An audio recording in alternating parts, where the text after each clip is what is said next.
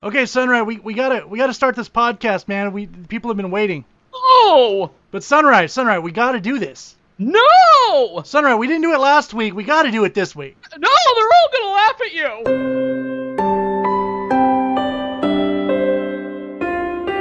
Nerd is the new sexy. Everybody, welcome, Nerd. This is Nerd's the New Sexy, episode 56. I am, of course, Wildfire1, and with me is...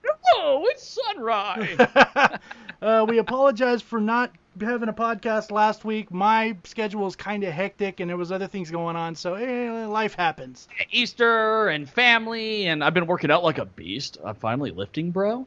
Yeah, lots of stuff going on. These last few weeks, well, first and foremost, our topic tonight is going to be Adam Sandler movies. Yeah.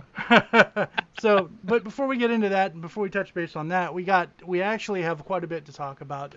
There was a few movie release. There's a movie release that came out. Well, sorry, there was a trailer release that came out recently that we got to talk about. The new Star Wars. I'm sorry. I'm fapping to it already. The Last Jedi. It looks good. Looks good. There's so much potential. I'm probably one of thousands that's saying this. I don't like that Luke is like, oh, the Jedi are bad now. You know, I'm also jumping the gun by saying that because that could have been one part of a line. Here's the thing. Here's what I'm thinking is happening. That line in context for the movie is like when he went into the swamp in Dagobah and saw himself as Vader. I honestly think this is the same type of training she is going through, and it's mind-fucking her. That could be the truth, yeah. Man. Because when you think about it now, and she is going to be a gray Jedi. Yeah, I saw that. I think we all agreed on that when we talked about the last one. I think she's going to be the first official gray Jedi. Yes, because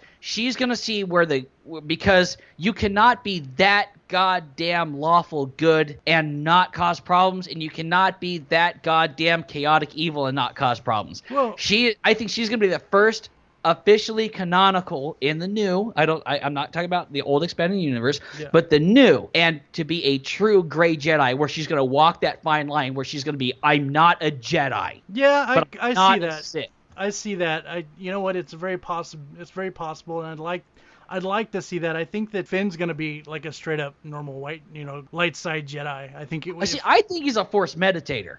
That's why she was able to come into her power so quickly.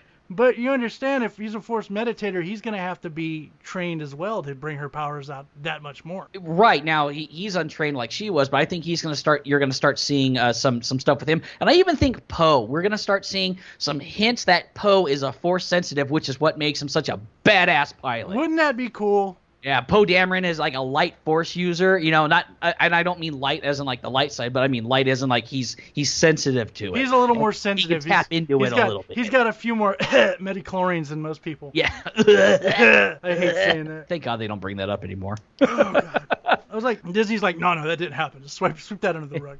Yeah. But if that's the case, but I've also looked into it, like, if you think about it, look at what Luke's been through. All the shit that he's been through up until now. I mean, he even had to kill his dad because of the Force. Yeah. And wouldn't at this point, like, especially after all the, after Kylo fucking went ape shit and did what he did, wouldn't you be like, fuck this religion?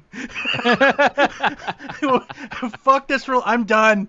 I'm done. That's why I'm on mountains and it's pretty and stuff. But then again, like you said, what you said makes sense because she wouldn't be training to be, training in that sense if he had really said, you know what I mean? Mm-hmm. So it looks. I'm excited. I can't wait to see it. I just hope it's not like episode 5 all over again. Because episode. Oh yeah, no. Here's the thing. They literally said we remade the original trilogy because we wanted people to understand we know what makes it good. Yeah. Now we're moving on. Good. Well, it's not going to be the original 3 all over again. Yeah, like with different fucking characters. Come on, dude. Yeah. I still say we're gonna see Luke die. Maybe not this episode, but he's gonna pull a Yoda. I think he'll pull a Yoda at some point, but I don't think it's gonna be in this movie. And here, I would be hard pressed if Kylo Ren the entire time stays the main villain. I think at some point he's gonna pull a Vader, but it's gonna be sooner than we think. Well, what's gonna happen is gonna be like Final Fantasy VI. You think the Emperor's the evil guy, and then Kefka appears, you know? Well, but we already have that. Yeah. But what I'm saying is Kylo Ren's gonna step aside, and the fella who's, you know, Snoop, whatever the fuck his name is gonna come out, and he's gonna be like Snope. He's gonna be like, I'm the bad guy now, and it'll be like, oh god, it's the Emperor all over again. There's a game preview that came out, a game trailer that came out for Star Wars Battlefront 2, and let's talk about that for a minute. I heard there's a lot of backlash that the single player hero is a female. I haven't heard any backlash on that. Now, I know most people are going to be like, yeah, fuck you, DICE. And while I'm pissed off with DICE, and I probably are not going to buy Battlefront 2. It has piqued my interest. However, I'm going to remain extremely skeptical in this. I don't hate them as much as I hate, like, Bungie. Fuck you, Bungie. Here's the thing. I'm interested that it is going to span from the end of the original trailer, or trilogy, through the entire new trilogy that's supposed to be coming out. Interestingly enough, actually, no, I'm sorry. What's going to happen is the single player is from the end of the original trilogy to the beginning of the newest movie. Yeah. And it's basically going to fill in all the gaps that were left because the game is canon. Yep, they said it's canon. So the storyline from the single player is going to be real. It fits within the Star Wars universe. They've canonized it. They've given it the blessing. You already said it. The beautiful part about this is that DICE had listened to us when we begged and pleaded for a single player experience. Yeah. Now here's my concern with this. They have said the game is going to span from the original from the new trilogy, or actually, okay, hold on, from episode 1 through episode 8. What I don't want to see is a single player campaign, quote unquote campaign, like we saw in Battlefront 1, in which it's 6 bite-sized little episodes. Congratulations, you did it. Go play multiplayer and give us another $100, you motherfucker, for the season pass. Yeah, which is here's the cool thing. Here, I will give DICE some props on this. They did negotiate with EA and said, we are not going to offer an expansion season pass up front.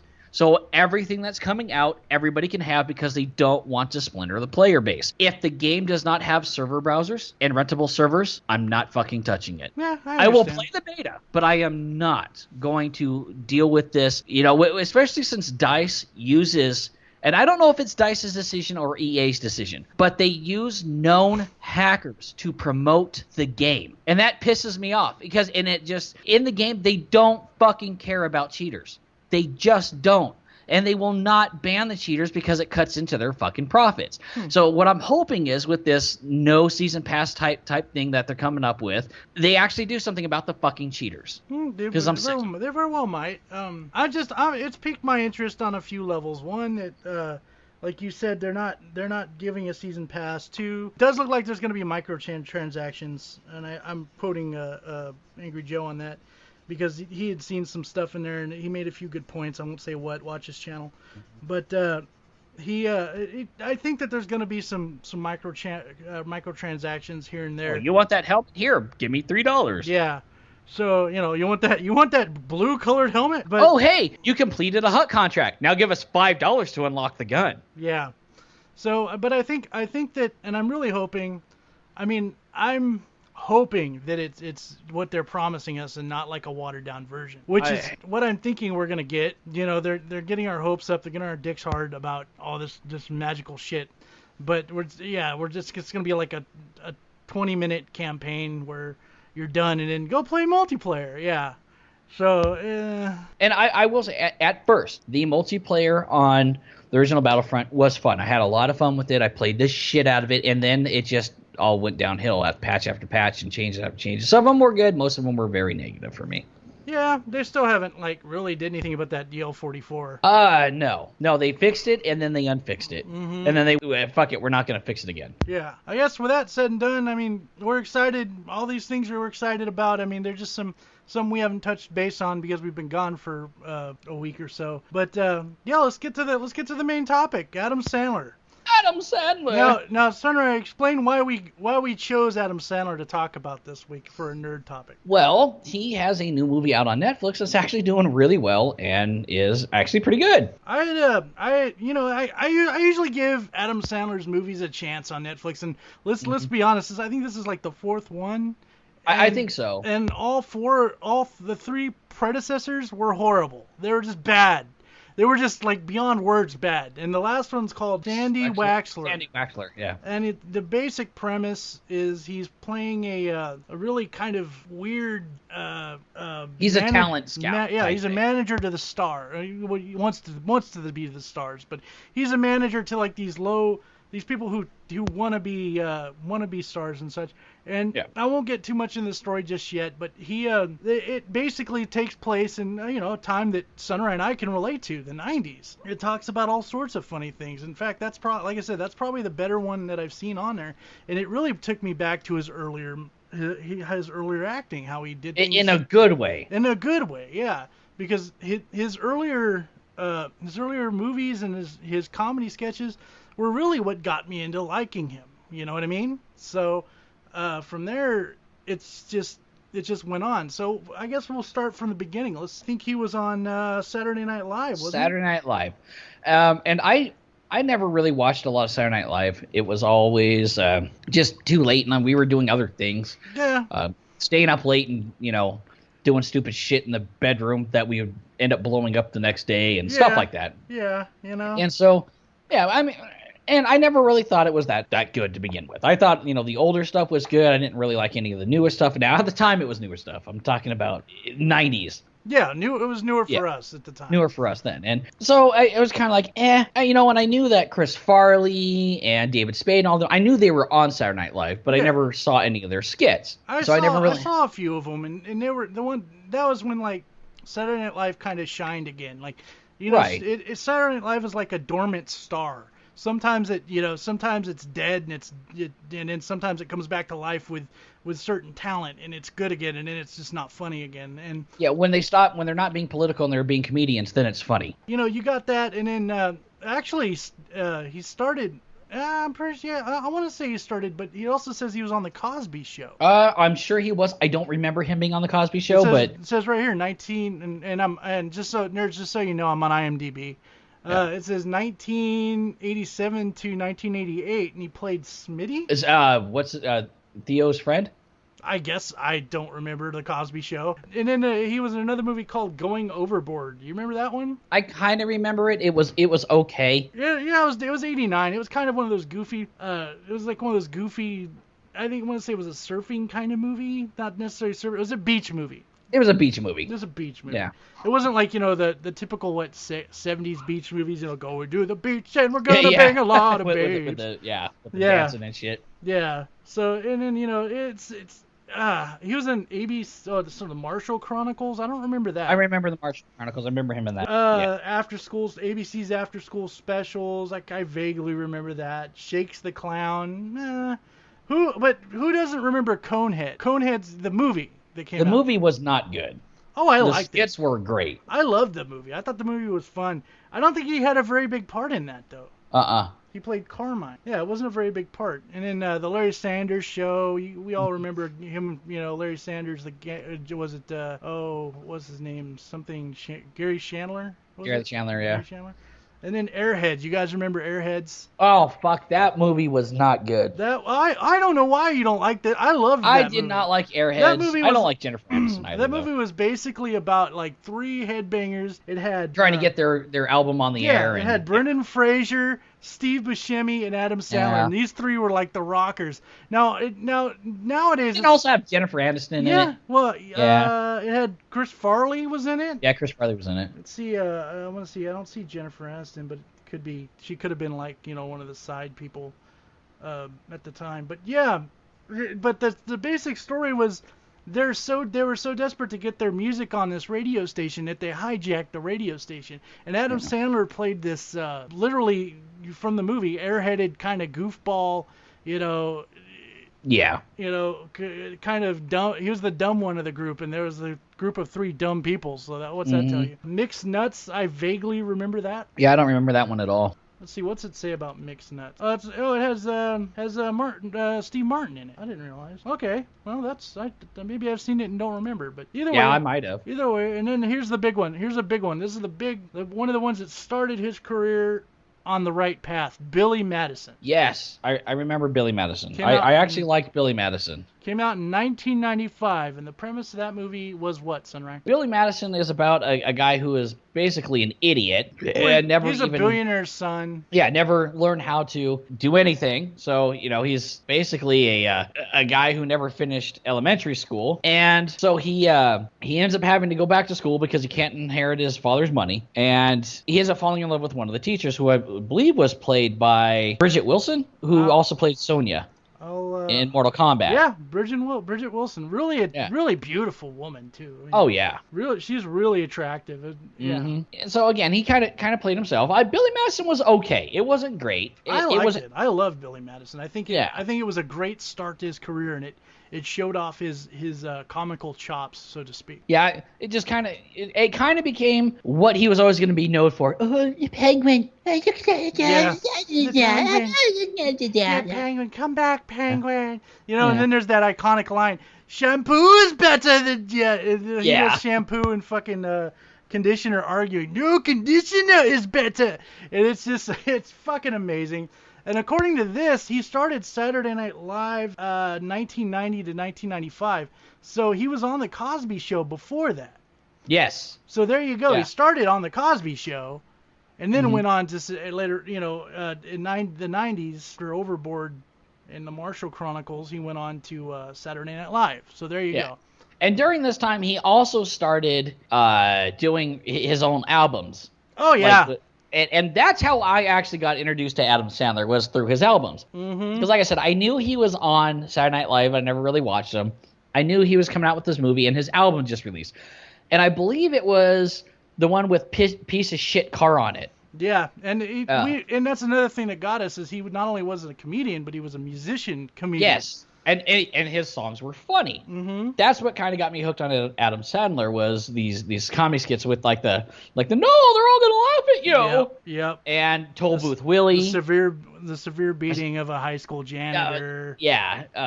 A complete idiot meets his favorite star.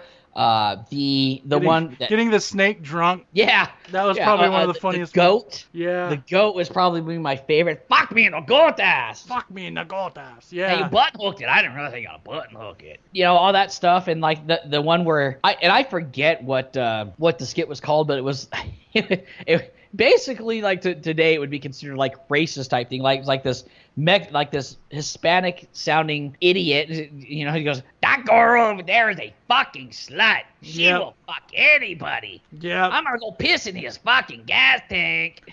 That was the epitome of his humor. I mean, for our age, that was perfect. It was perfect. It really hit our generation when it came out, because it was just perfect. It was hilarious. Yeah. It was over the top. It was goofy. It was almost like, how for a while random shit just got popular. Like, when I say random, I mean like random jokes. Like, oh, that was random, but it's funny. And I think he kind of invented that in a humorous way in the 90s. And like what was it? You'd also do like you were saying, like songs in that, and that's around the same time. The Hanukkah song is one of his. Oh yeah, the Hanukkah song, and the things that came out was like the Jerky Boys. Oh yeah, the crank calls and stuff like that. All that stuff was really popular at the time, and Adam Sandler kind of was right there at the beginning of it, and that's what caught our eye. Yeah, and it helped. It helped kind of. I want to say, I hate to say it this way, because I generally don't like Adam Sandler these days, but I want to say like half of our humor as teenagers, we evolved from that. You know what I mean? I want to say our humor evolved from that. Like there was definitely a lot of influence. Yes, yeah. Like, especially with just the randomness of like we would do like the movies, and we'd be standing around, stuff like that, and things that you see on web comics today that are currently popular and funny, like somebody doing like a live presentation of something, and then saying, and the panel shows them and goes, and who's excited for this, and then the audience reacts, me, and then like all of a sudden, just randomly in like the very last panel is some dude way in the back going first. Yep. And everybody looking at it. It was comedy like that, but live and actually performed. Mm-hmm. And I think what happened with Adam Sandler is he kind of saw that, okay, this comedy thing's not working. So he started to do more serious roles. Which in some aspects kind of worked. But we'll get to some of those because we're going to come across these movies, I guarantee it. Yeah. I love, like my favorite one of his serious Adam Sandler is 50 First Dates. Oh, yeah. Well, that was still serious funny. Right. But 50 First Dates was a good movie. So his Saturday Night Live career was 1990 to 1995, right? Right. It was about 5 years. So Billy Madison came out, probably about the end, maybe towards the end of his Saturday Night Live career, and then 1996 comes out. Probably you and I sat and laughed about this movie for hours. We still do. We still do. Happy Gilmore, ladies and gentlemen. Happy Gilmore, probably I would say one of his best movies. Oh yeah, I'd say one of his best movies. You're gonna die, clown. You're gonna die, clown. That's probably one. Yeah, his anger issues in that movie just makes it so fucking funny. And you wish golf really was like that. Yeah, you do. And how he throws fits and shit. Like, oh, it's so funny. It's just hilarious. And I think we turned it back to that. You're gonna die, clown. Probably 12 times in a row, just laughing. And this is when we didn't have DVD players. This was all like fucking VHS. So VHS. Yeah. We'd rewind that shit and just laugh. So the basic premise of Happy Gilmore is he's a failed hockey player. No, they like to just fight. That just had a temper and just liked to fight and cause shit. And he wasn't the brightest dude in the world, but he's getting by. And that's typical Adam Sandler, not the brightest dude in the world. And that's usually what characters he plays. Yep. But he's the underdog. Yeah, he's the underdog. But he finds this ex-pro, or actually this ex-pro golfer found him and starts kind of training him Jedi fashion. He reluctantly does it because he wants to save his grandmother's house and because he's been thrown out. He's not allowed to play hockey anymore. Yeah. And one of my favorite scenes in that is he goes to the batting cage, turns it on, and stands in front of it, and just starts taking balls to the face. He's like, I gotta practice for next season. Yeah. And then these kids are watching him, and then you see like this 8 or 9-year-old kid go in there and just bam! And he just goes drops. Yeah, he's like, cool, and then he tries to do it, and it fucking drops him. It just drops his ass in the background. It's fucking hilarious. Oh, it's just his style of comedy was great, and it just somewhere down the line he dropped the ball, and then he kind of tried to pick it back up again, and it was just too late. So that was Happy Gilmore. Adam Sandler, Steve Hanalakar, I can't even say that word. Polychronolopoulos. Whoa, I said it. Yeah, that's what I'm saying. You need to eat more of that Greek yogurt. Steve Polychronolopoulos. I have no clue. It's a video short.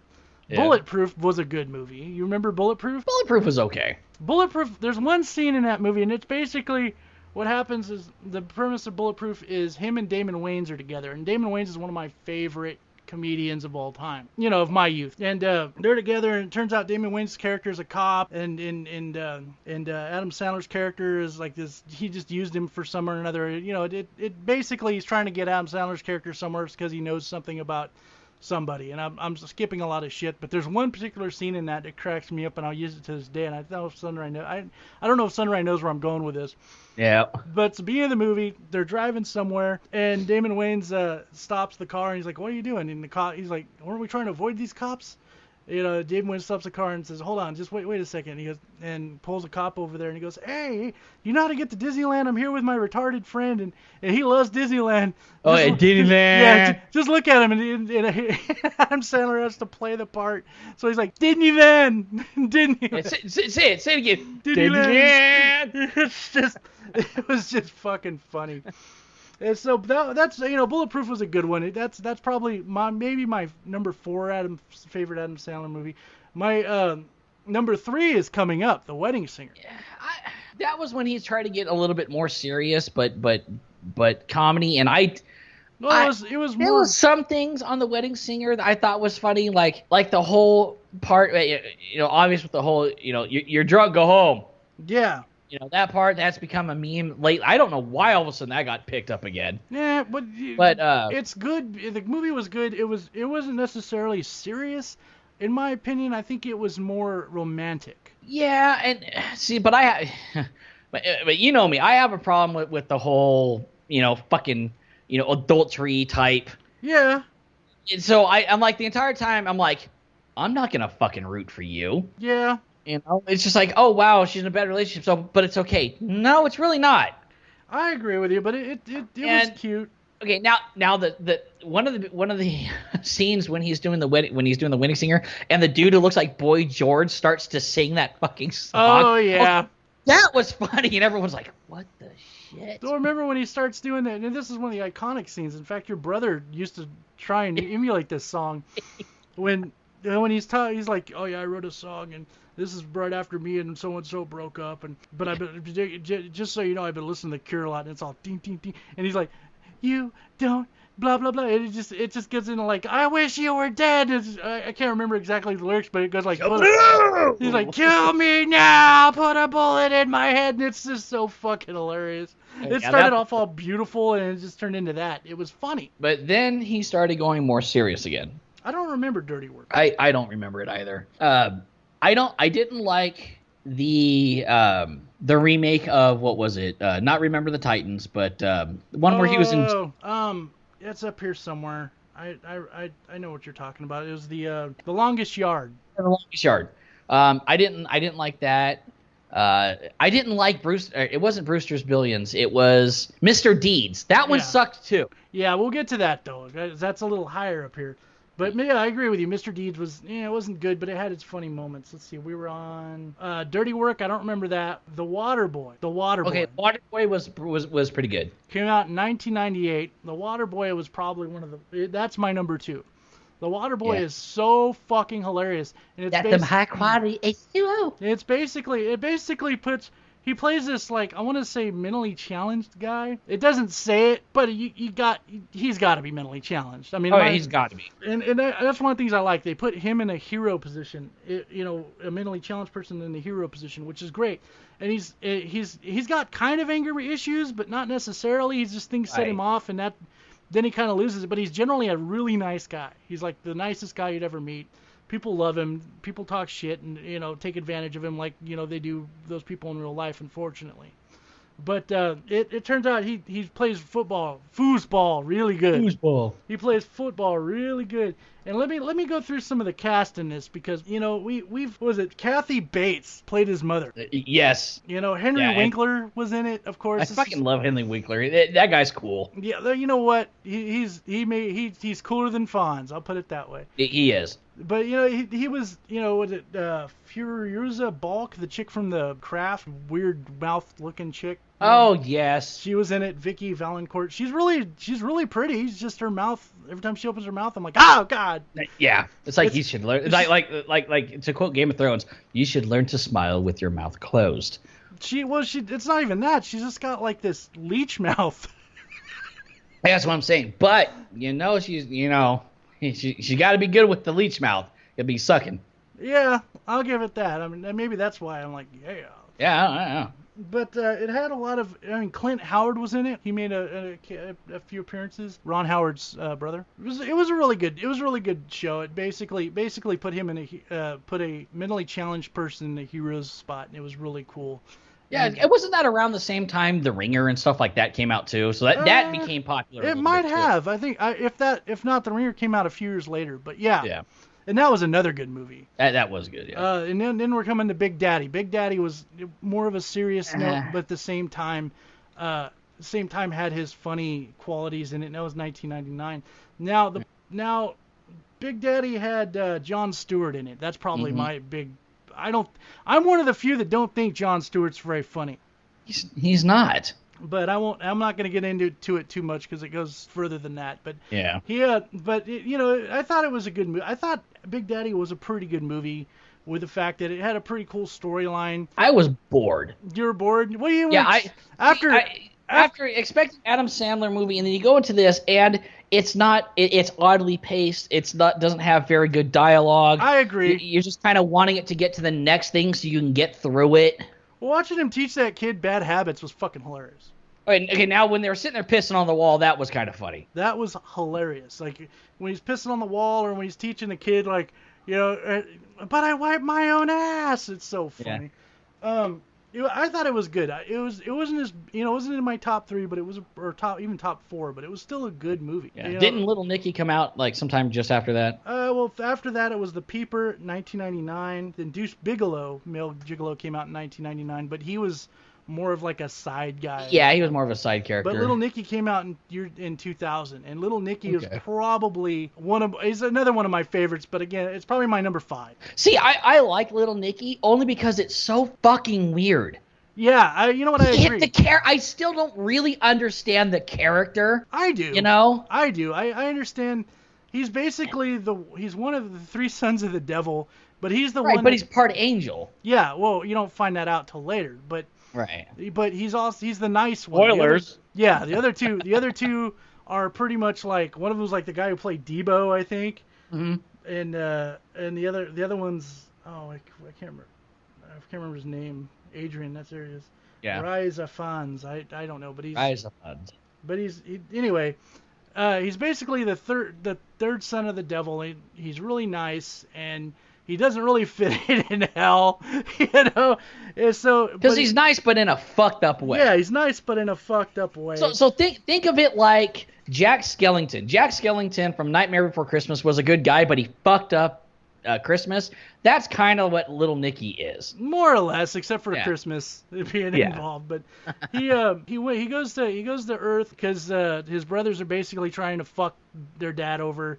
Mm-hmm. And become the new rulers of hell, and so he has to go find them and basically, you know, and help him and help his dad and get him back so that his dad will be okay, because his dad's slowly falling apart. The scene where he's teaching the demons how to eat Church's chicken. Oh yeah, the Popeye's chicken. Popeyes, you let it slide down your throat hole. Yeah, it's so fucking hilarious. And what happened is when he first started, he's using his powers as like, unleash the good, and like the thing of Popeye's chicken appears, and he goes, unleash the good, or something like. No, he says, unleash the good, unleash the awesome.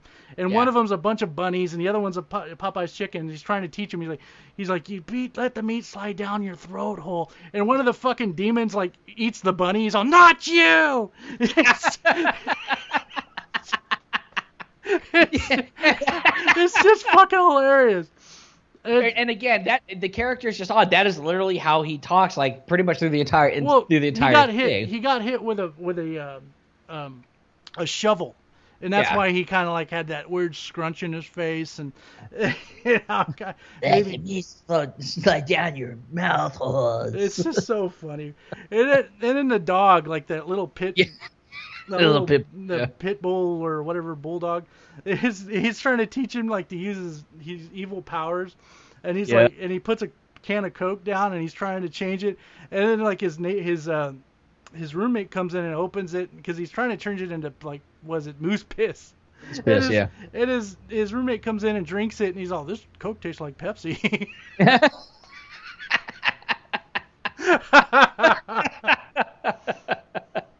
No. Yeah. Little Nicky, like I said, I like it because it's one of my guilty pleasure Adam Sandler movies where it's like, it's just fucking weird. That's one of the ones I go to if like I'm like depressed or upset. This movie is like, it makes me happy. Rodney Dangerfield played Lucifer. Yes. Which was Lucifer. Just so you guys know, Lucifer in this one was Grandpa. Yeah.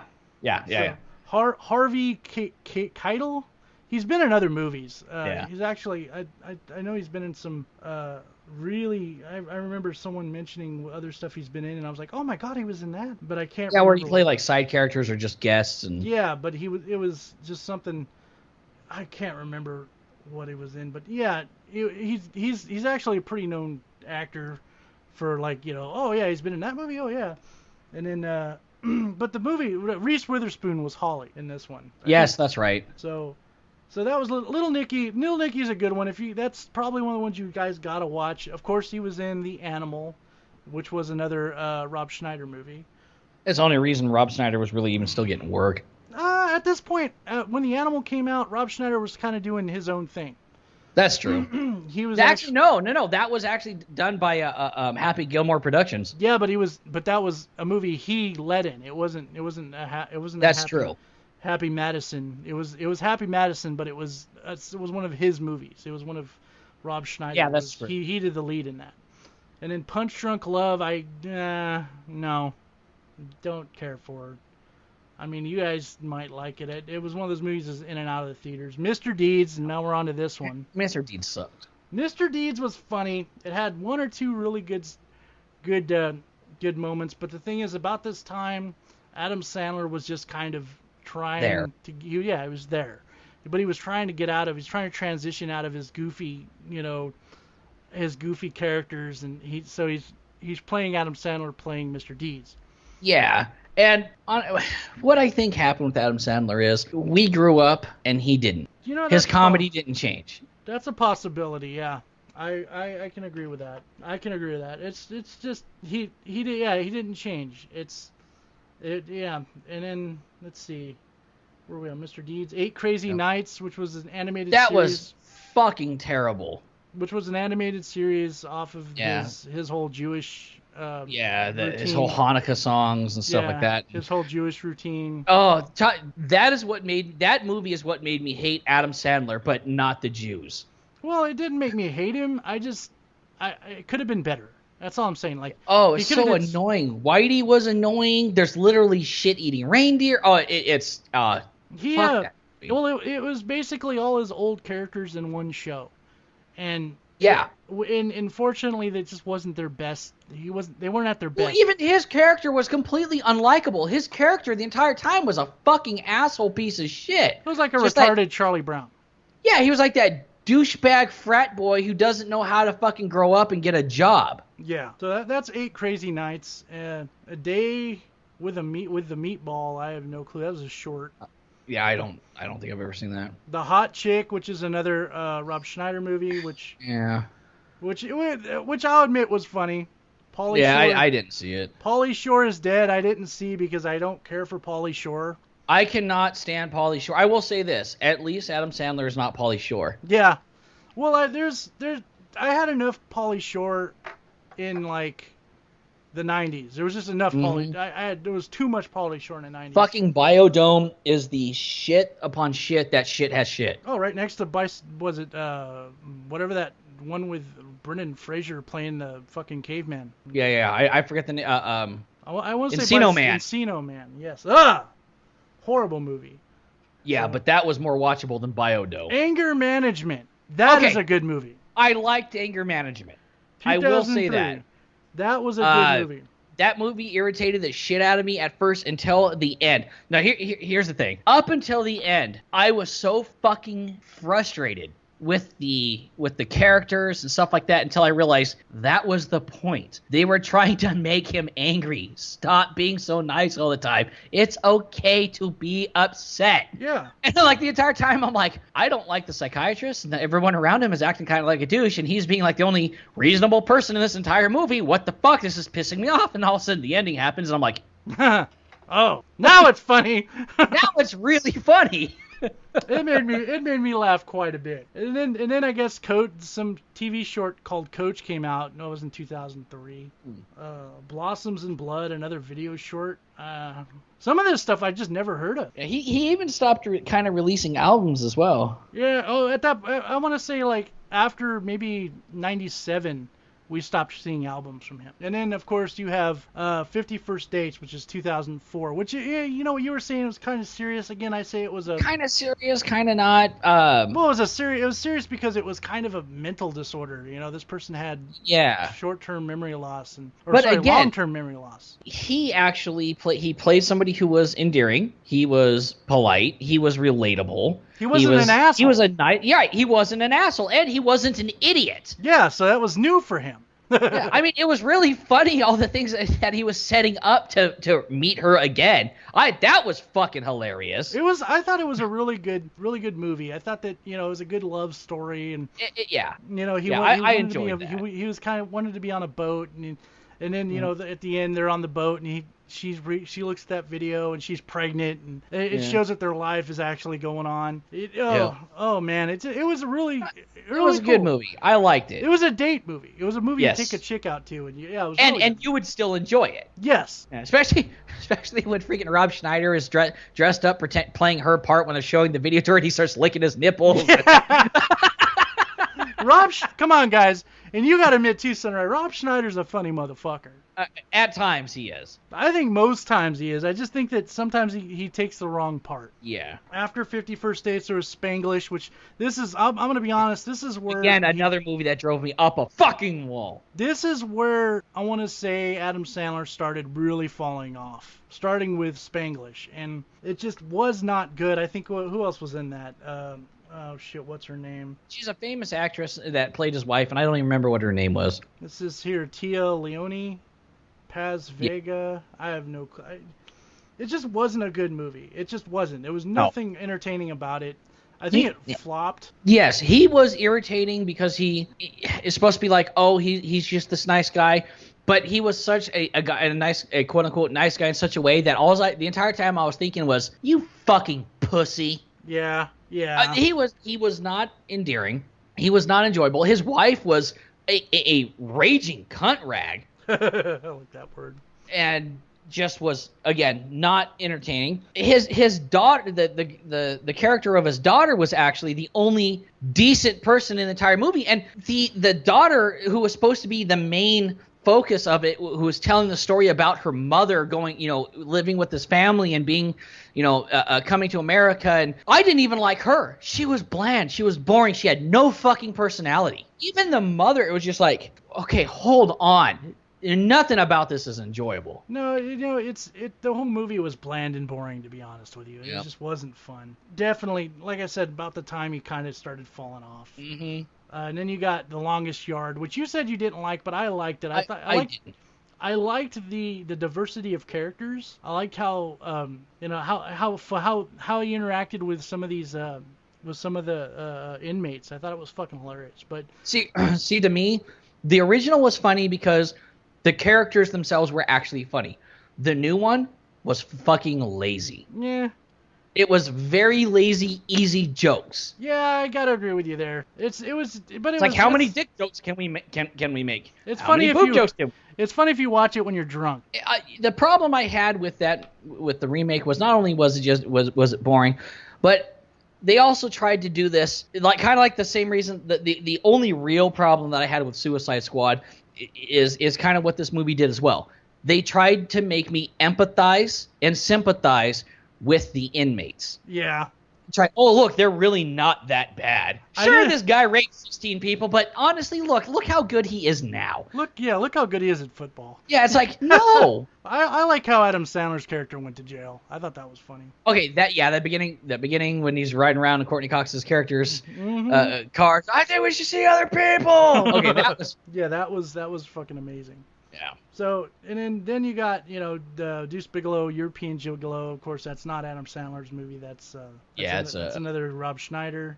And then now we go to Click. Click actually made me... It was okay. Click hit me in the feels a little bit, like towards the end. Yeah, again, he was...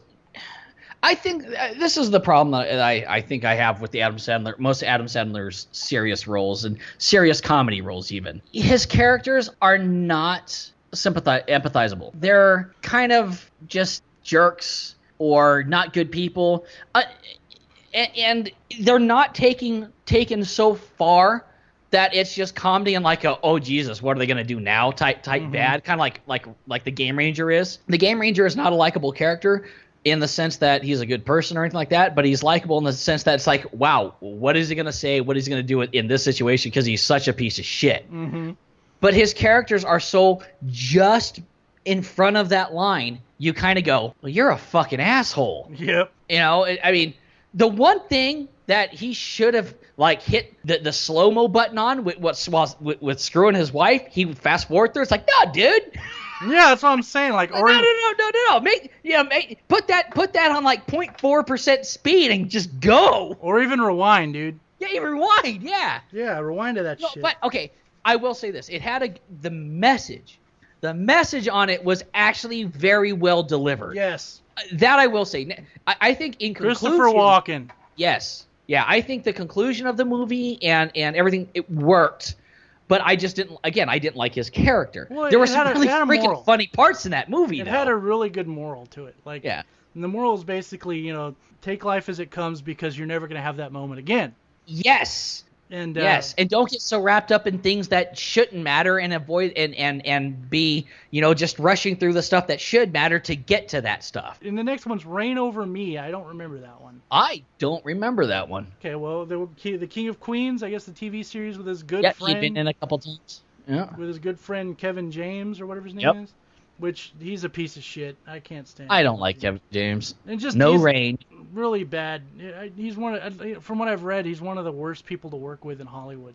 Yeah. And that's who worked with Will Ferrell. Yeah. And Jim Carrey. And then I now pronounce you Chuck and Larry. I guess.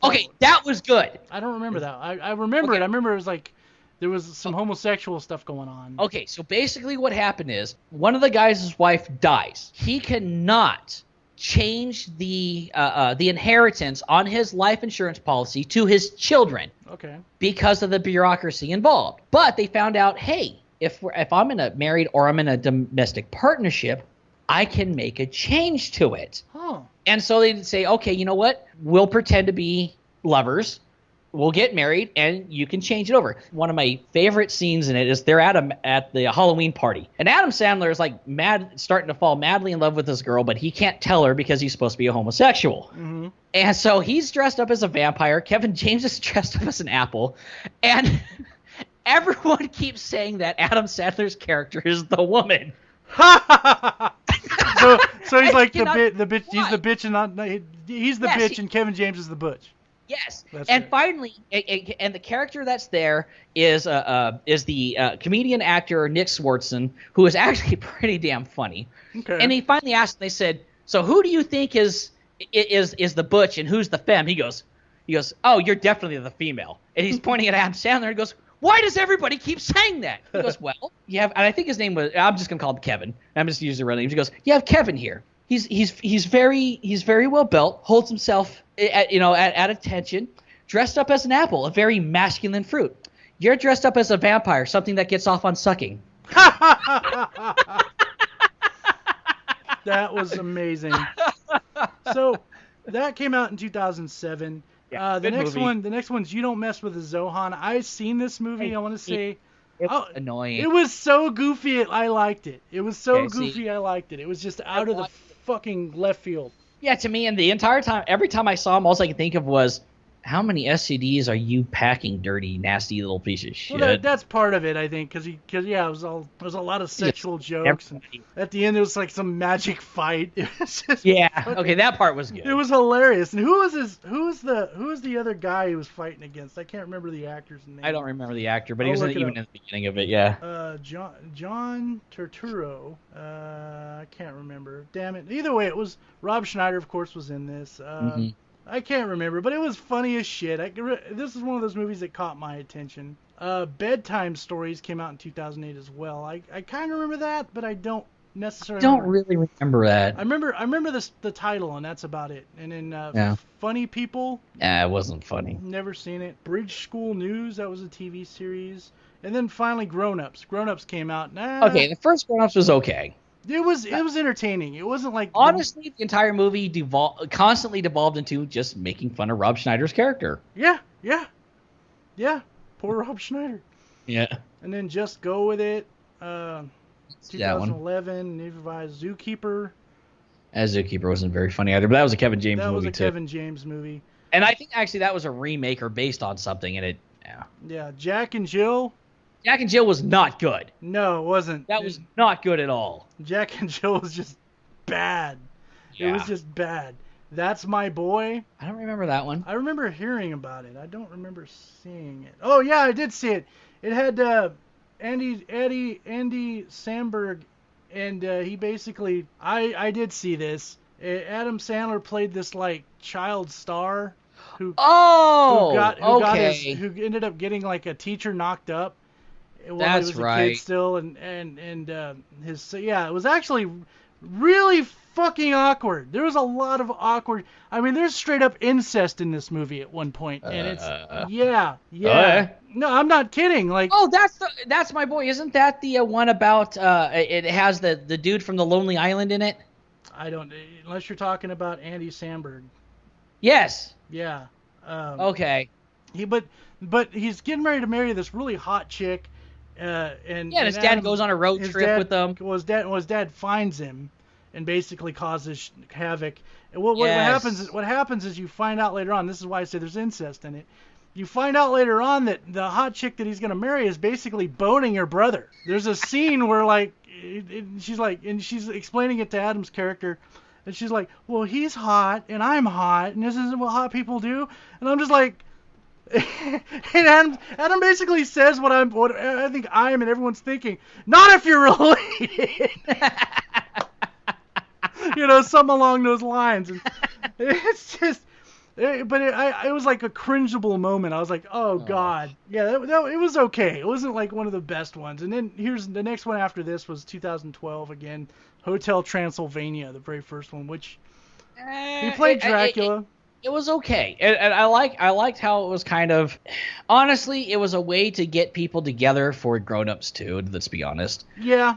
And Hotel Transylvania was actually pretty cool. I do like the whole thing with the, again, spoilers. How they're all starting to feel kind of irrelevant, and then at the end, it's like this new generation, while not terrified of them and think that they're kind of a joke, are really into them again. And it was kind of a way for Adam Sandler to say, look at my career. I'm getting all these new young kids who think that I'm fucking cool now. Yeah. And yeah, on some things, but then he did like Pixels. Yeah, we'll get to Pixels. I got a lot to say about that fucking movie. God damn. Pixels. Hotel Transylvania was good because it was mostly a kids movie. You can't look at it through the eyes of an adult. It's basically, there's morals. There's a few morals here. One of the morals is you can't judge a book by its cover. Two, if you're a little different, you can still love that person. And three, no matter how old you get, you're still relevant. You're still, you still mean something. And and it hits you, especially that little love story between him, Dracula, and his wife. How he lost his wife. The humans killed her, and because he was they're vampires, and it caused that like mistrust to humans, which was really really good. And so there's a really good story, really good morals there, and I think that's great for the children. The next one was Jessie, was a TV series. Don't remember it. Mm-mm. Grown Ups 2, which we all know. It wasn't, again, not good. No. Brooklyn Nine-Nine TV series, no clue. He played himself, I think. Yeah, probably. Blended, I heard vaguely. Blended, I don't remember. Was that a cartoon? Let me click it. I'm not sure. No, it was a movie. It was him and Barrymore again. Of course. No, I didn't see it then. No, I haven't seen it either. I can't tell you. But, okay, so top 5, Adam Sandler, don't know. Men, Women, and Children. Never heard of it. Nuh-uh.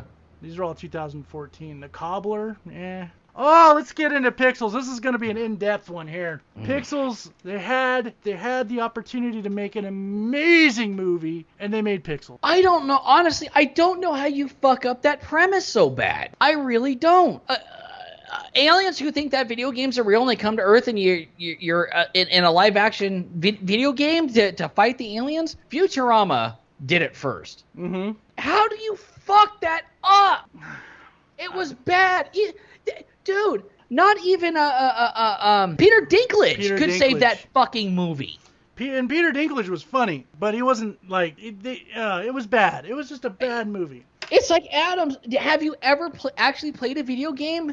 Do you not remember arcades? I love how they bring up, everyone thinks the ghosts in Pac-Man have random patterns, but they're not. And then they never bring it up again. It's like, okay, I know that. I know several other gamers who know that, but I know not everybody knows that. What cracks me up is that... Oh, and he entered a cheat code in a tournament in front of people on an arcade machine? And won? No. And then he uses a cheat code again. In real life? In real life? And it works? What?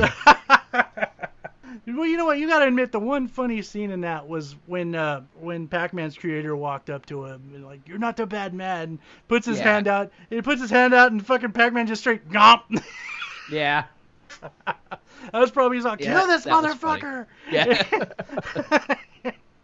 It was just that was probably the one redeeming, like small redeeming thing in the movie, and everything else was just bad. They could have chose so many good games. It'd have been cool if they had Doom. It'd been cool. And why was the woman in the closet drinking wine out of a sippy cup when her kid's like 13 fucking years old? I don't. Pixels was bad. Pixels was bad. It was bad. It was even like, the look on his face at the red carpet when they're doing it, it told you all you needed to know about this. This is going to fucking kill me again. Yeah, and then of course Pixels was 2015. Another 2000 Hotel Transylvania 2, which I watched. It was cute. I didn't watch the second one. It was good. It was. Yeah. It had the same kind of feel as the first one. You know, just to be expected. And then now here we go with the first Netflix series that I know of, The Ridiculous Six. I enjoyed it. I thought it was reminded fucking stupid. Okay, here's why I liked it. It was paced kind of, and nerds do not fucking put cobras and dead horses in my bed for this. It reminded me pacing wise of Blazing Saddles. Yeah, but I could see that, and it felt like it was trying too hard, in my opinion. Yeah, I'll give you that. I mean, there were times where I'm like, did they forget that they gave him like these Indian powers? Why? How come he's not doing that anymore? Yeah. I knew what they were going for, and I enjoyed it. I laughed quite a bit on it. I was hoping for a better climax. I laughed a bit, but it just wasn't it. There was, the funniest part in my opinion was just the retarded Taylor Lautner. Yes. That was the funniest part. Because that just seeing him play that character was just worth watching it. Bad story and everything. It was good. And then the second Netflix movie that came out was The Do-Over. Which, did you watch that one? Yeah, it was okay. It was again, his character was completely unlikable. David Spade's character was unlikable. Not in a he's an asshole piece of shit way, but just because he's a whiny little bitch. Not in the typical David Spade way. Not in the typical David Spade. The snidey piece of shit that he usually plays. Yeah. No. Just not enjoyable. It wasn't good. It just I thought it it was entertaining for like a one-time watch, but I wouldn't watch it again. It wasn't like I expect more from Adam Sandler than that. Yeah. I expected maybe like a ham sandwich as opposed to the steak dinners you used to give me. Right. So like now I'm getting a ham sandwich and instead I got a bowl full of shit. So yes. And then so The Do-Over wasn't very good. That's like a 2 out of 10 for me. The Ridiculous Six was maybe a 4 out of 10. I'd give it a 6 or a 7. Okay. Yeah, a Ridiculous Six gets a 6.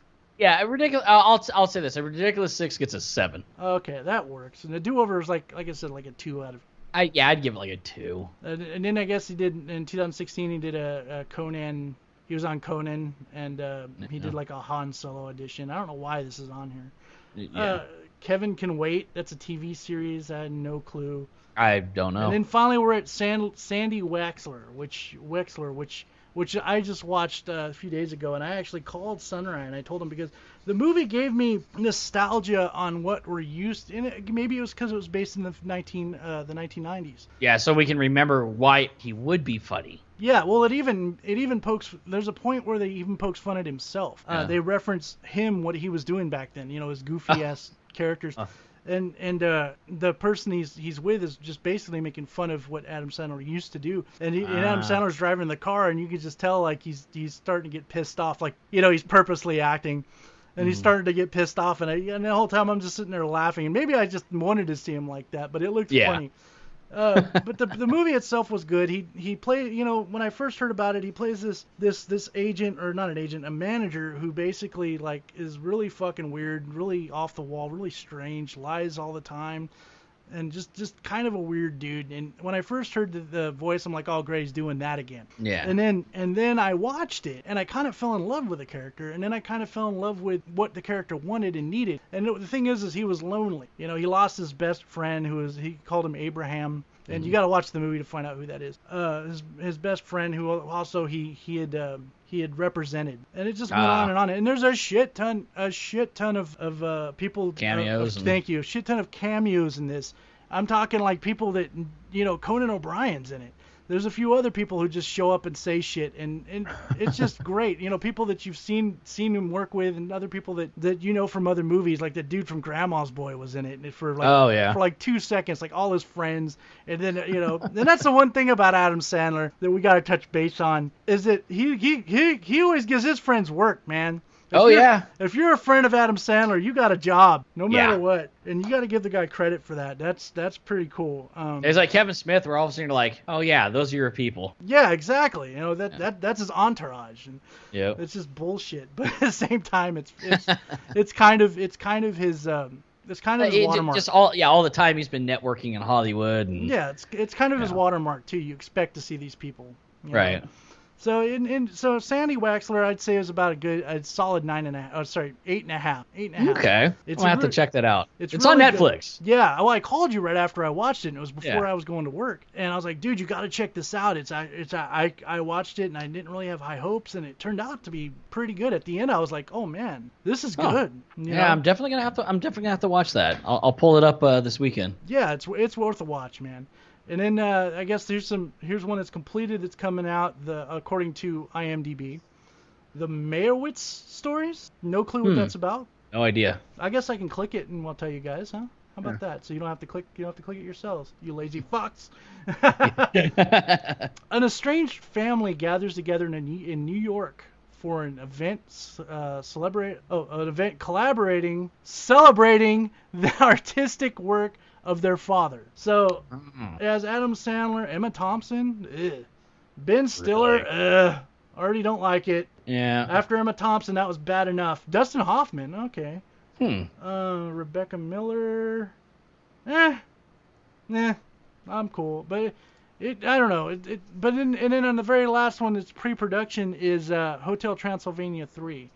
Hopefully it's good. I don't want him to. Yeah, we'll see. Yeah, I don't want to see it go down down the toilet. But Adam Sandler, we kind of watched him grow as a comedian, and we kind of watched the ups and downs of him. He's had some really funny moments. I don't know. What do you think? Is there a time where a comedian should just fade away, kind of like Damon Wayans did? Yeah, and I as much as I hate to say it, I think it's actually time for Adam Sandler too. Either he needs to completely reinvent himself and just stick with the, like the serious movies or something like that, or just change his comedy, because we don't like the same thing anymore. It's kind of like when Duke Nukem Forever came out.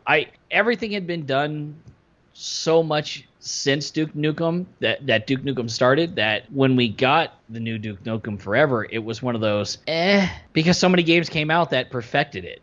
And it was just, Duke Nukem Forever was just bad too. I mean, yeah, it was actually pretty bad. It was very bad. We were promised a steak dinner and we got a shit sandwich.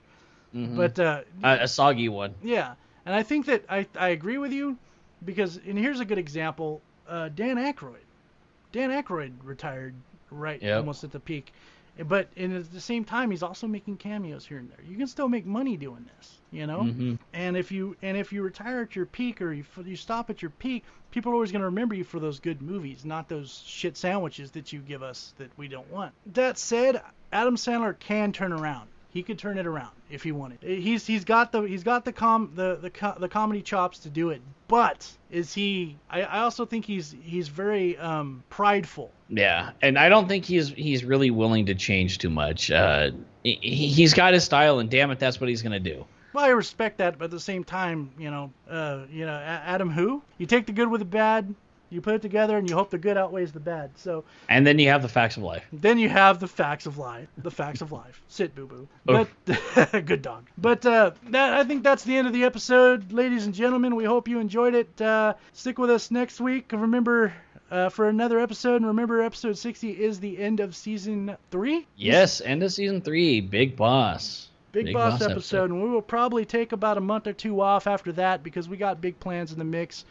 Yes, a lot of interesting projects coming our way. We got some new programs that we're going to be dicking around with and stuff like that. Dicking. So expect a lot. The Quinn Dickening. Yes. Quinn Dickening. Everybody, thanks for listening. We'll see you next week, and stay sexy. Stay sexy. Somebody kill me, please. I'm on my knees. Pretty, pretty, please. Kill me. I want to die. Put a bullet in my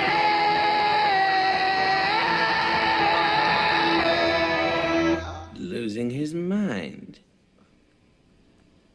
And I'm reaping all the benefits.